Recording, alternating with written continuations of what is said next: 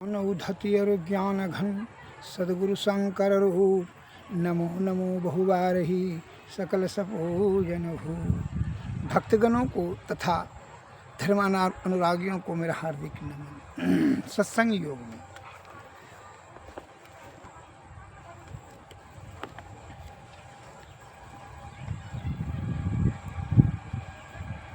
उपनिषद में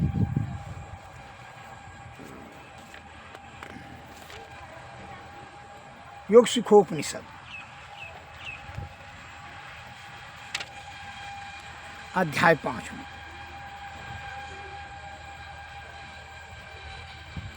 भिद्यते हृदय ग्रंथि छिद्यन्ते सर्व संशयाः क्षीयन्ते चास्य कर्माणि तस्मिन् दृष्टे परावरे, अर्थात उस परे से परे ब्रह्म को देख लेने पर हृदय की ग्रंथि गांठ गिरह टूट जाती है, सभी संशय छिन्न हो जाते हैं और सभी कर्म नष्ट हो जाते हैं। जब उस परे से परे ब्रह्म को जब देख लेते हैं, ये जीवात्मा जब पहुंच जाते हैं, उस ब्रह्म की प्राप्ति कर लेते हैं, तो हृदय की सारी ग्रंथियां खुल जाती है, गांठ खुल जाती है, संशय सब छिन्न हो जाते हैं। फिर जो है पाप ताप संताप मन माया विषय श्रवलय सब जलकर राख हो जाता है। फिर उसका कोई जगह ही नहीं बच जाता है, उसका नामो निशान। जिस प्रकार कूड़े के ढेरों के ढेर में अगर यदि आग लग जाए, वह जलकर राख हो जाता है, फिर उसका बुनियाद ही खत्म हो जाता है।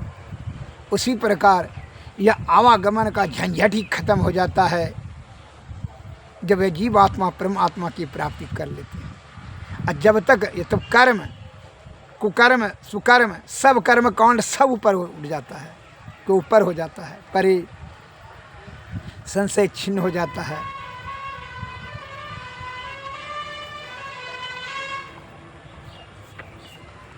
इसका उदाहरण और जो इसके लिए आपको क्या करना चाहिए,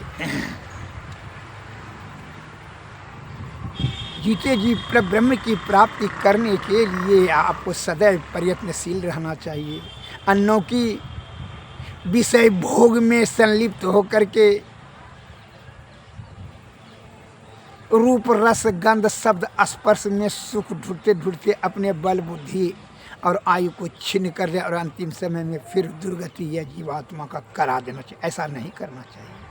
इसलिए सद्गुरु के शरण में जा कर के क्या करना चाहिए, उनकी सेवा से उनकी कृपा प्राप्त करके युक्ति जान करके भक्ति करके तब जो है मुक्ति प्राप्त करें। अर्थात ये चेतन जीव आत्मा को ब्रह्म आत्मा की प्राप्ति करा दें कि यही जो है मोक्ष का साधन धाम है यह तन।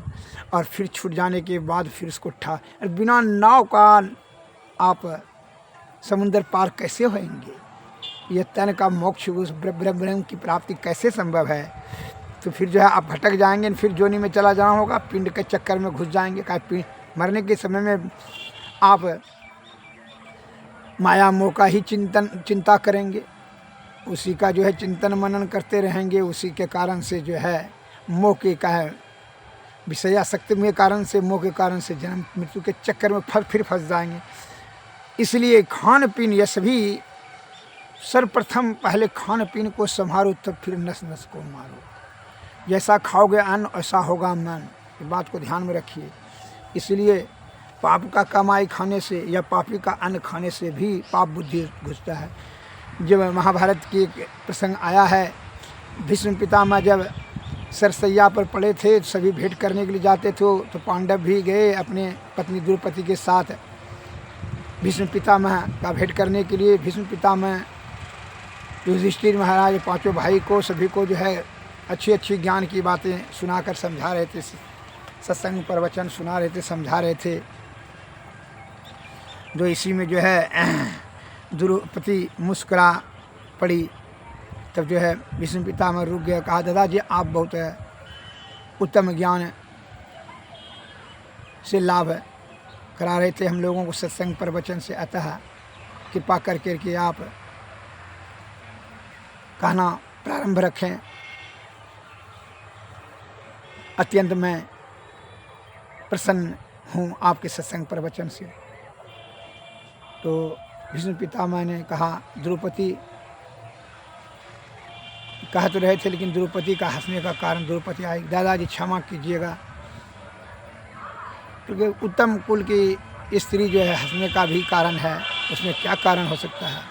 तो द्रौपदी बोली कि अभी सत्संग प्रवचन धर्म का ज्ञान का बखान कर रहे हैं दादाजी। जिस समय हमको निर्वस्त्र दुर्योधन सब कौरवों में मिल करके कर रहा था, तो उस समय तो हम बहुत आपसे आरजू विनती किए, धर्म की दुहाई दिए, लेकिन परंतु आपने हमारा कोई भी मदद नहीं क्या। यही बात सोच करके मन में हंसी आ गई कि उस समय ज्ञान आपका क्या लुप्त हो गया था, ज्ञान नहीं था जो अभी ज्ञान हुआ। कहा नहीं बेटी ऐसी बात नहीं है, कहे दुष्ट का पापी का अन्न खाते खाते जो है मेरा पाप वाला बुद्धि हो गया था। ज्ञान तो उस समय भी था लेकिन पाप से ढका गया था, इसलिए हम जो है उस समय तुम्हारा हम मदद नहीं कर सकें। अतः यही कारण है जब रक्त बह गया, वह पाप का अनाज से जो बना हुआ रक्त बह गया, तो जो है अब हमको सद्बुद्धि आ गया, ज्ञान का जो ग्रंथि वहाँ खुल गया, हृदय घर में ग्रंथि खुल गया।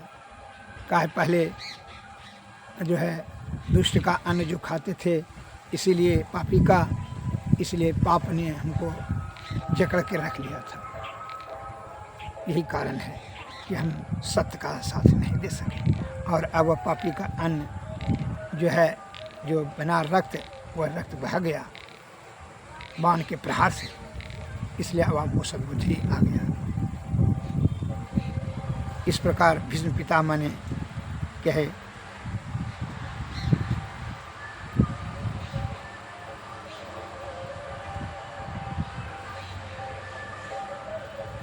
और दूसरा भी उदाहरण है, इसलिए संत महात्मा ऋषि मुनि महर्षि ज्ञानी ध्यानियों ने कहा करते हैं कि मेहनत का कमाई खाओ,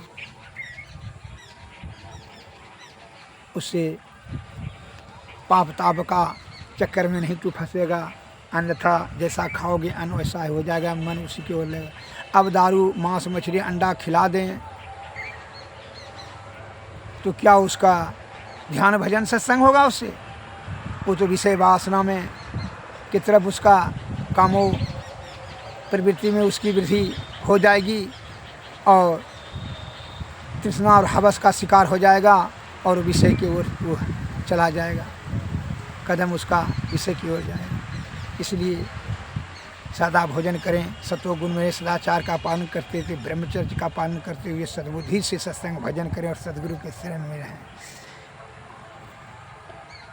इसलिए हमारे प्राचीन बुद्धिजीवी ज्ञानी ध्यानियों ने कहा करते थे, सिंपल लिविंग हाई थिंकिंग, सादा भोजन करो, उत्तम विचार रखो, सत्व गुण में सदाचार का पालन करो, सद्बुद्धि से कार्य करो, छल कपट से नहीं, परमार्थ का भाव रखना चाहिए, क्षमा करुणा दया ममता सहनशीलता त्याग शक्ति संतोष शक्ति हृदय में रखना चाहिए। श्री सद्गुरु महाराज की। अब दूसरा उदाहरण देते हैं। एक महात्मा जी अपने शिष्य राजा के यहाँ गए, मन में विचार किया कि चलिए राजा अपना शिष्य राजा से भेंट कर लें।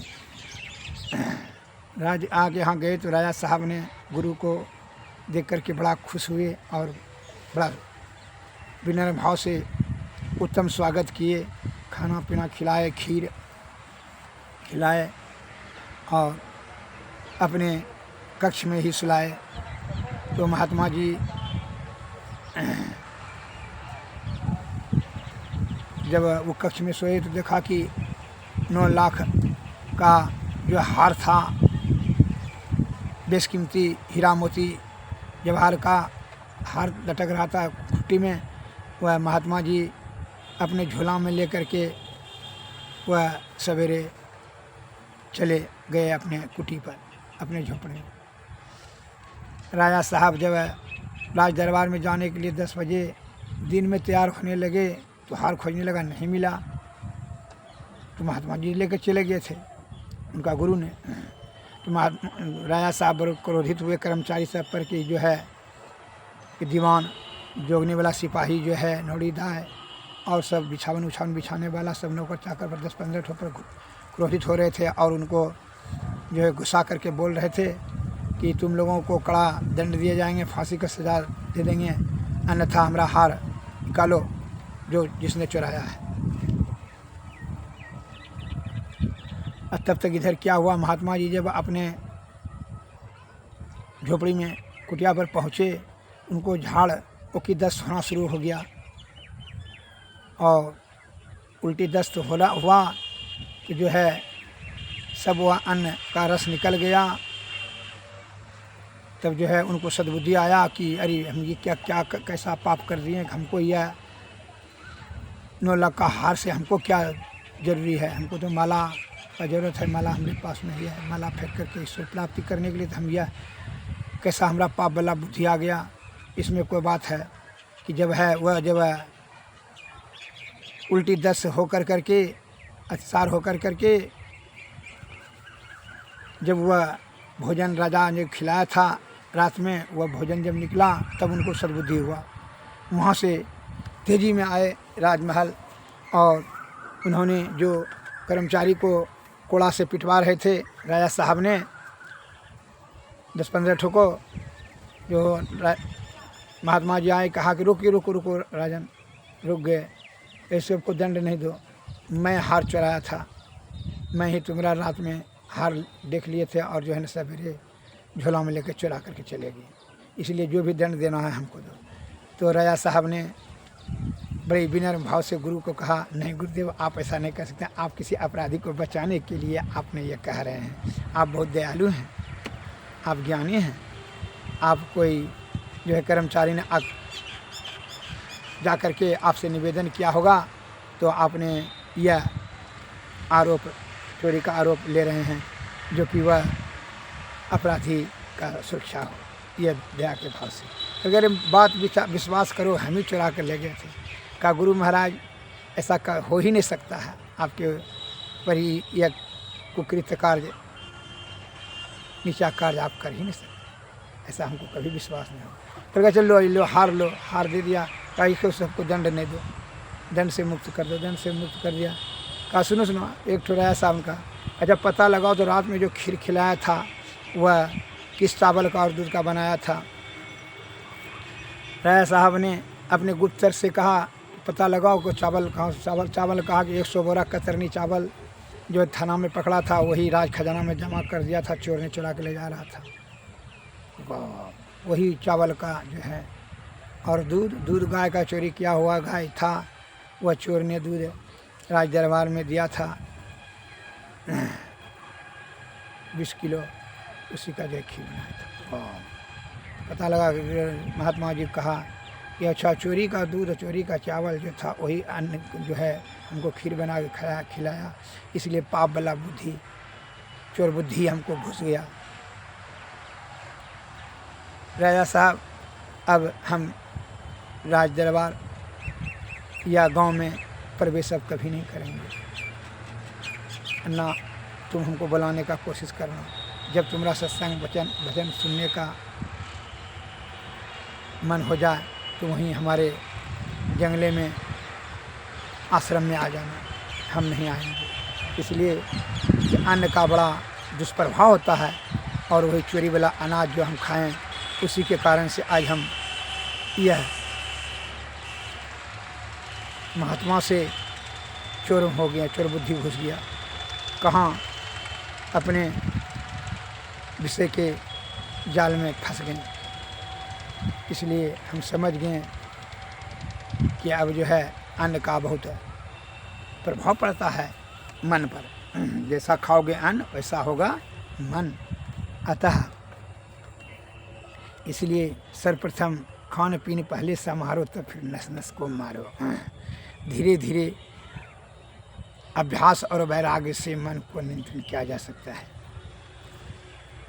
और निदानुसंधान विधि से जो है मन जो है अनहदनाद में ले किया जा सकता है। अब जो है हमको नहीं आना चाहिए। आप मान लीजिए किसी चोर के साथ घूरना शुरू करेंगे तो कुछ न कुछ उसका दुर्गुण आप में आते रहेगा। आप कोयला खदान में घुस जाइए, कुछ नहीं कीजिएगा तो पर भी वस्त्र और आपका बदन काला हो जाएगा। बदबू के निकट चले जाइए, बदबू से आयुक्त आपका शरीर बदबू होने लगेगा। फूल के बगीचा से बागान से निकलिए, खुशबू अपने आप आपके शरीर से में ऑब्जर्व होगा। अब बदबू के मार्ग से चलिए, ऑब्जर्व होगा। इसीलिए दुर्गुण से और विषय से बचने के लिए विषय भोगी से दूर रहें। कामी क्रोधी लालची तीनों से भक्ति न होई। अब भक्ति करे कोई सुरमा, जाति वरण कुल खोई। अहंकार और देह का अभिमान छोड़ करके विषय का त्याग कर करके के ही सत्संग भजन श्री सद्गुरु के चरणों का सेवा करें पूर्ण श्रद्धा और आस्था पूर्वक। तब क्या होगा, उनकी कृपा से आपको जुक्ति मिलेंगे, जुक्ति से भक्ति, भक्ति से श्री सद्गुरु महाराज की जय, श्री सद्गुरु महाराज की जय। इसलिए खान पीन आप पहले सर्वप्रथम संभार लें। हमारे संत महात्मा लोग कहते हैं, जरा भजन के माध्यम से जरा सा सुन ले। पिया मिलन कब होई अंदेशवा लगी रहे। पिया मिलन कब होई अंदेशवा लगी रहे। जब लगते लदिया में बाती सूझ परे सब कोई। जरिगा तेल निपट गई बाती। ले चलू होई। पिया मिलन कब होई अंदेशवा लगी रहे। बिनु गुरु मार्ग कौन बतावे, करिए कौन उपाय। बिना गुरु के माला फेरे, जन्म यकारथ जाय। सब संतन मिलिए का मत कीजिए, चलिए पिया के दे। पिया मिले तो बड़े भाग्य से, नहीं तो कठिन कलेस। या जग ढूंढू पाऊँ अपने पास। सब संतन के चरण बंदगी, गावे दुल्हन दास। पिया मिलन कब होई अंदेशवा लगी रहे। श्री सद्गुरु।